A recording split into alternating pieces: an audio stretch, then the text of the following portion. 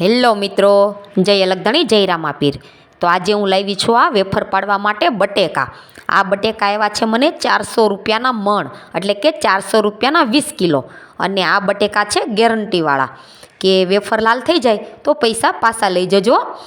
તો ગયા વર્ષે તો બધાને બહુ લાલ થઈ જતી હતી, એટલે મને ભરોસો નહોતો બેસતો, એટલે સાંજે જમી લીધું પછી એમાંથી મેં 2-3 બટેકાની આ વેફર પાડી છે જોવા માટે। તો આ વેફર પાડી અને પંખાની છે મેં સૂકવી દીધી છે, પણ આમાંથી અડધી વેફર તો કેસર ખાઈ ગઈ। તો આ વેફર રાતના પંખાની છે સૂકવા પછી સવારના મેં આ ડીશમાં લઈ લીધી છે, અને જે બારીમાં તડકો આવે તેમાં થોડી સૂકવી દીધી છે। તો આ વેફરને હવે હું તળવાની છું। તો ચાલો જોઈએ કે આ વેફર લાલ થાય છે કે વ્હાઈટ થાય છે। તો બાકીની વેફર હું આજે સાંજે પાડવાની છું। તો ચાલો તળી લઈએ। આ તેલ ગરમ કરવા મૂક્યું છે મેં વેફર તળવા માટે। તો ચાલો આ વેફરને હવે તળી લઈએ। અને તેલને બહુ આકરું ગરમ નથી કરવાનું, ઓછું ગરમ થવા દેવાનું છે।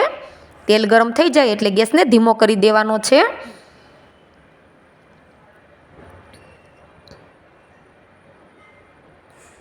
તો આ વેફર તો એકદમ વ્હાઈટ તૈયાર થાય છે, જરા પણ બ્લેક નથી થતી। અને ઘણીવાર એવું થાય છે કે તેલ બહુ ગરમ થઈ જાય અને વેફર તળીએ તો એ લાલ થઈ જાય છે। અને જ્યારે આ વેફર બાફી ત્યારે મેં ખાલી બાફવાની અંદર મીઠું જ નાખ્યું હતું।